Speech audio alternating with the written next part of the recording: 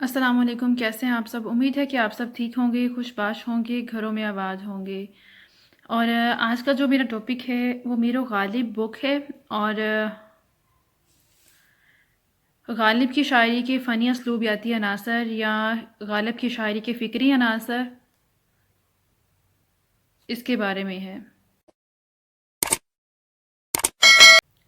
اس question کو چاہیں تو آپ ہیڈنگ کے ساتھ کر سکتے ہیں، چاہیں تو آپ وداؤٹ ہیڈنگ کر سکتے ہیں، اور میں موسٹلی ہیڈنگ کے ساتھ کرواتی ہوں تاکہ آپ کو پوائنٹس میں آپ کا کوسچن یاد رہ جائے۔ باقی اشعار اور جو کوٹیشنز ہوتی ہیں انہیں آپ نے بہت اچھے سے کرنا ہوتا ہے، اور جو اس طرح نثری حصہ لکھا ہوتا ہے اس کو آپ نے اپنے الفاظ میں چینج کر سکتے ہیں جو آپ کو یاد رہ جائے، یا اپنے ورڈنگ میں آپ اس کو لکھ دیں۔ کوسچن سٹارٹ کرتے ہیں ہم۔ غالب کی شاعری کے فنی اسلوبیاتی عناصر۔ غالب بلا شبہ ایک دیو پیکر شاعر ہے جس کی شاعری کا اثر حواس پر ہوتا ہے۔ غالب کا اظہار ابلاغ اپنے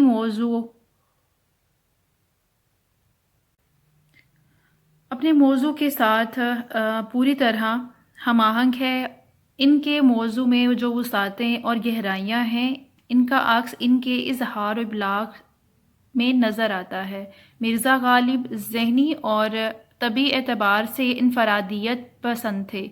کسی کی پیروی اور تقلید تو ایک طرف ہے، وہ زندگی میں کسی کے ساتھ چلنا بھی پسند نہیں کرتے تھے، اور اس معاملے میں وہ یہاں تک محتاط تھے کہ لوگوں کے ساتھ انہیں وبائے عام میں مرنا بھی گوارا نہ تھا، اور جب انہوں نے داڑھی رکھی تو اس دن ہی سر بھی منڈوا لیا، یعنی کہ جب داڑھی رکھی تو سر منڈوا دیا، کیونکہ بقول ان کے کہ عام لوگ داڑھی کے ساتھ بال بھی رکھتے ہیں۔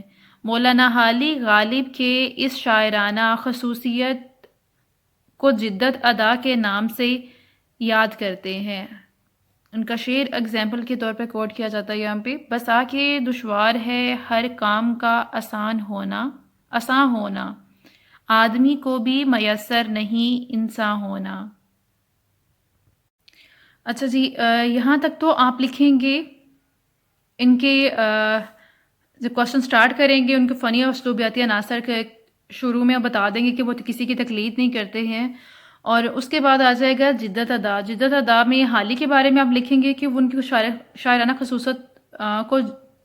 خصوصیت کو جدت ادا کے نام سے یاد کرتے ہیں، پھر شعر کوٹ ہوگا۔ اس کے بعد یہ فل اس میں آئے گا۔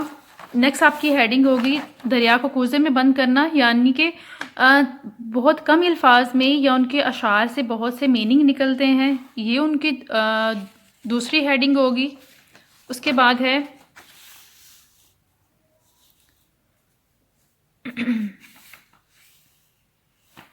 نکتہ آفرینی، یہ تیسری ہیڈنگ ہوگی آپ کی۔ رمزیت اور رمائیت چوتھی ہیڈنگ ہوگی آپ کی، اور پانچویں ہیڈنگ ہوگی آپ کی تصویر کشی، اور چھٹی ہیڈنگ ہوگی آپ کی خوبصورت لب و لہجے یا خوبصورت لب و لہجہ ہے۔ یہاں پہ تو وہ اس میں کوٹ ہے اس لیے ہے، لیکن آپ اس کو لکھیں گے خوبصورت لب و لہجہ، اس لیے کہ آپ کو ہیڈنگ پہلے بتا رہی ہوں کہ کچھ لوگ اگر شارٹ ٹائم میں صرف دیکھنا چاہ رہے ہیں کہ ہیڈنگز کن کن کے تھرو ہم اس کو ایکسٹینڈ کر سکتے ہیں اس کوسچن کو، تو وہ یہ دیکھ لیں، چاہے اگر فل ویڈیو نہیں دیکھنا چاہتے، ورنہ میں اس کو فل بھی ریڈ کروں گی۔ الفاظ کا خوبصورت صوتی آہنگ، اور اس کے بعد ہے نمبر 8 پہ تشبیہات اور دل آویز استعارات کا استعمال، یہ 8ویں ہیڈنگ ہوگی آپ کی، اور یہ آپ کا کوسچن کمپلیٹ ہو جائے گا۔ ہمارا جو بھی ٹاپک چل رہا ہے وہ جدت ادا ہے۔ نہ کردہ گناہوں کی بھی حسرت کی ملے داد، یارب اگر نہ کردہ گناہوں کی سزا ہے۔ اس کے بارے میں پروفیسر یوسف حسین خان فرماتے ہیں: اردو غزل میں غالب جدت ادا کا امام ہے۔ مرزا غالب میں احساس برتری اور زبان و اظہار پر عبور ان کے اندر وہ اعتماد پیدا کرتے ہیں کہ جس سے معمولی مضامین بھی ان کے قلم سے اظہار پاتے ہی منفرد ہو جاتے ہیں۔ بقول شخص غالب کو سوائے اپنی ذات کے اور کوئی سہارا نہ تھا۔ پھر ایک شعر کوٹ کرتے ہیں، بازیچہ اطفال ہے دنیا میرے آگے۔ بازیچہ اطفال یعنی کہ کھیل، بچوں کا کھیل ہوتا ہے شب و روز تماشا میرے آگے۔ بازیچہ اطفال ہے دنیا میرے آگے، ہوتا ہے شب و روز تماشا میرے آگے۔ اگر میں کچھ پروننسیشن میں غلطی کر جاؤں تو اس کے لیے معذرت۔ نیکسٹ آپ کی ہیڈنگ ہو سکتی ہے دریا کو کوزے میں بند کرنا، اور ایک ہیڈنگ ہو سکتی ہے آپ کی شاعری میں معنی کی مختلف سطح ہیں، کہ سطح در سطح ان کے میننگز جو ہیں وہ کھلتے ہی چلے جاتے ہیں۔ ایک کھیل ہے اورنگِ سلیمان میرے نزدیک، ایک بات ہے اعجاز مسیحا میرے آگے۔ مرزا غالب کی شاعری میں معنی کی مختلف سطحیں ہیں۔ ایک شعر کو مختلف پہلوؤں سے دیکھیں تو اس میں ایک جہاں معنی پوشیدہ محسوس ہوتا ہے۔ بالمعلوم پہلی نظر میں شعر کا معنی کچھ ہوتا ہے، مگر گہرائی میں اترتے چلے جائیں تو نئے نئے معنی نکلیں گے۔ پروفیسر اسلوب احمد انصاری لکھتے ہیں، غالب کے ہاں ایسے اشعار بہت سے ہیں جن کی تفسیر شیکسپیئر کی عظیم ڈرامائی شاعری کی طرح ہم مختلف سطحوں پر کر سکتے ہیں۔ آپ کے کوشچن کو امپریسو بناتی ہیں کوٹیشنز اور اشعار۔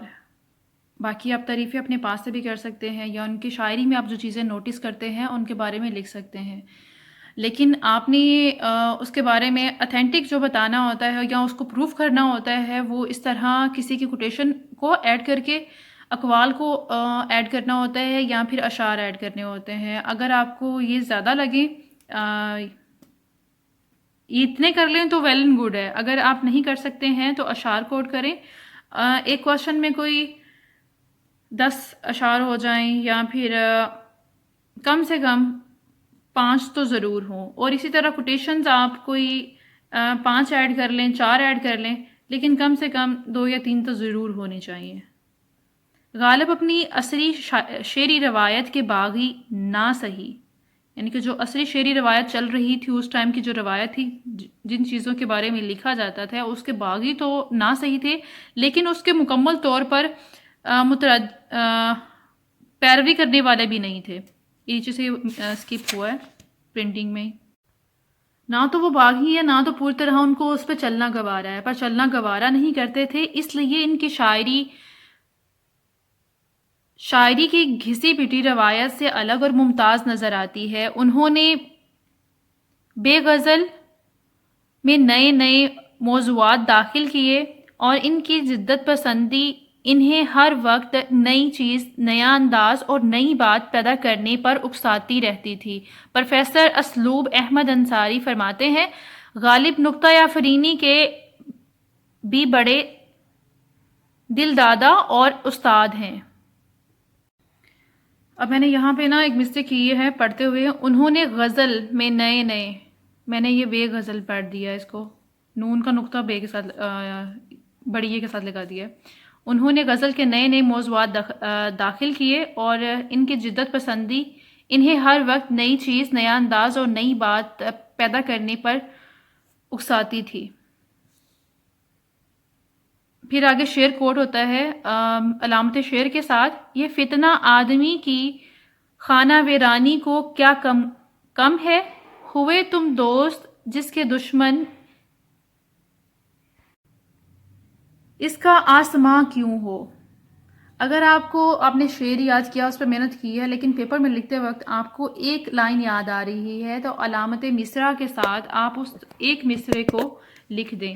اور علامت مصرع جیسا کہ آپ جانتے ہیں عین، یہ کیا ہے؟ علامت مصرع ہے، اور یہ کیا ہے؟ علامت شعر ہے۔ نیکسٹ ہے جی رمزیت اور امائیت، رمز و اما بھی کہہ سکتے ہیں. آپ شارٹ میں لکھنا چاہیں تو رمز و ایما بھی اس ہیڈنگ کو نام دے سکتے ہیں. غالب کی شاعری میں رمزیت اور ایمائیت سے حسن و جمال کی کیفیت پیدا کی گئی ہے. انہوں نے زندگی کی بڑی بڑی باتوں، حقائق اور مطالب کو رمز و ایما کے خوبصورت پیرے میں بڑی سہولت اور خوبصورتی اور خوبی سے پیش کیا ہے. اس کے ضمن میں پروفیسر پروفیسر احمد انصاری فرماتے ہیں، غالب کی شاعری کی ایک اہم خصوصیت جو ان کے اور 17ویں صدی کے انگریزی شاعر ڈان کے ہم مشترک ہے، رمز و بلیغ کا استعمال ہے. ان کے دیکھے سے جو آ جاتی ہے منہ پہ رونق، ان کے دیکھے سے جو آ جاتی ہے منہ پہ رونق، وہ سمجھتے ہیں کہ بیمار کا حال اچھا ہے. قاصد کے آتے آتے خط ایک اور لکھ رکھوں، قاصد کے آتے آتے خط ایک اور لکھ رکھوں، میں جانتا ہوں جو وہ لکھیں گے جواب میں. اچھا جی، نیکسٹ آپ کی ہیڈنگ ہے تصویر کشی. شاعری میں امیجری پیکر تراشی کی اہمیت سے انکار ممکن نہیں. اور ڈاکٹر عبادت بریلوی فرماتے ہیں کہ ان کا کلام تصویروں اور پیکروں کا ایک نگار خانہ ہے. غالب کی شاعری خوبصورت لب و لہجہ، یہ اس کے بارے میں ہو گیا. اور نیکسٹ ہیڈنگ سٹارٹ ہوگی آگے. غالب کی شاعری خوبصورت لب و لہجہ، اس میں آپ اپنے پاس سے بھی 2-4 لائنیں بنا دیں کہ وہ بہت اچھی تصویر کشی کرتے ہیں اپنی اشعار کے تھرو، اپنی غزل کے تھرو. پھر نیکسٹ آ جاتی ہے غالب کی شاعری کا خوبصورت لب و لہجہ کی شاعری ہے. انہیں اظہار ابلاغ پر مکمل قدرت حاصل ہے. وہ الفاظ کو اپنی مرضی کے مطابق استعمال کرتے ہیں اور ان کا اظہار ابلاغ حسین جمیل ہے. کی میرے قتل کے بعد اس نے جفا سے توبہ، کی میرے قتل کے بعد اس نے جفا سے توبہ، ہائے اس زود پشیماں کا پشیماں ہونا. آئینہ دیکھ اپنا سا منہ لے کے رہ گئے، آئینہ دیکھ اپنا سا منہ لے کے رہ گئے، صاحب کو دل نہ دینے پر کتنا غرور تھا. مرزا غالب کی ایک اور نمایاں خصوصیت کیا ہے؟ ان کے ہاں الفاظ کا خوبصورت صوتی آہنگ اور موسیقی کا ایک خصوصی نظام ہے. لفظوں کے مزاج کو پہچانتے اور ان کے استعمال کے سلیقے سے واقف ہیں. ترتیب الفاظ سے ہی وہ نغمگی، ترنم اور موسیقی پیدا کرتے ہیں جو قاری کے حواس پر چھا جاتی ہے اور اس کا جادو سر چڑھ کر بولتا ہے. ہم کہاں کے دنا تھے، کس ہنر میں یکتا تھے، بے سبب ہوا غالب دشمن آسماں اپنا. آج پتہ نہیں کیا ہو گیا، اٹک رہی ہے زبان. غالب ہمیں نہ چھیڑ کے پھر خشک اشک سے بیٹھے ہیں ہم، تہیہ طوفان کیے بیٹھے. مرزا غالب کی شاعری کی ایک اور نمایاں خصوصیت تشبیہات اور دل آویز استعارات کا استعمال ہے. مرزا غالب روایتی تشبیہات و استعارات کی بجائے نئی تشبیہات و استعارات کا استعمال کرتے ہیں. دکھاؤں گا تماشا اگر فرصت زمانے نے، دکھاؤں گا تماشا دی اگر فرصت زمانے نے، میرا ہر داغ دل ایک تخم ہے سرو چراغاں کا. غالب خود عظیم ہے، ان کی شاعری عظیم ہے. یہی نہیں، ان کی شاعری کاری کو عظمت طرفہ سے ہمکنار کرتی ہے. پروفیسر آل احمد سرور فرماتے ہیں، غالب کی شاعری میں پہلی دفعہ انسان اور ادب دونوں بغیر کسی سہارے کے اپنی عظمت کے بل پر کھڑے نظر آتے ہیں. انہیں کسی اور سہارے کی ضرورت نہیں. امید ہے آپ کو ویڈیو پسند آئی ہوگی. اپنا بہت خیال رکھیے گا, دعاؤں میں یاد رکھیے گا. فی امان اللہ.